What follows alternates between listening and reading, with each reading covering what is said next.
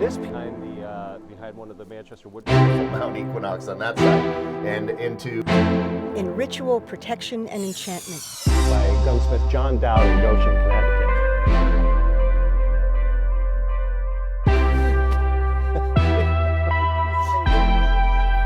So he died in March, when he buried. And luckily,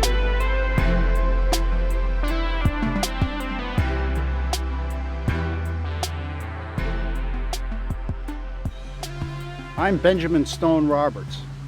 I understand that you have visited my great-grandfather, John Roberts, and my grandfather, my great-grandfather's son, who was Christopher Roberts.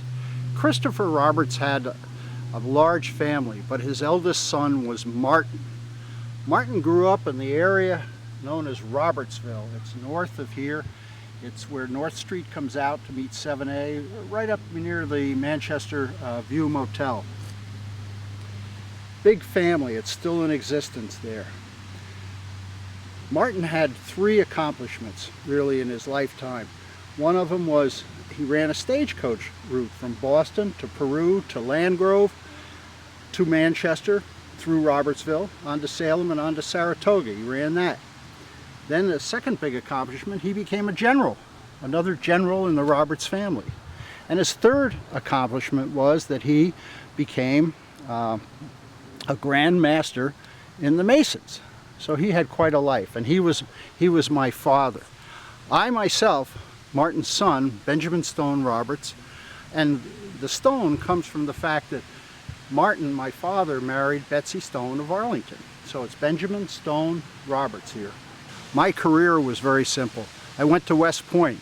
Again, another military background. I went to West Point, served my 4 years after West Point, but then I resigned my commission.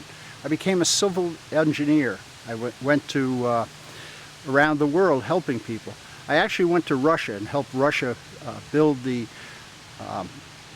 railroad from Moscow to St. Petersburg. And yes, I must admit, I colluded with the Russians. But I went on. Then when the Mexican-American War broke out, I went back in the Army, and then when the Civil War broke out, I was again in the Army, and I became a general. And that's why you have these 2 cannon on either side. I died in 1875, and these cannon were brought from Watervliet here and installed to signify that I was a general in the U.S. Army. It's also interesting, my commander-in-chief was Abraham Lincoln.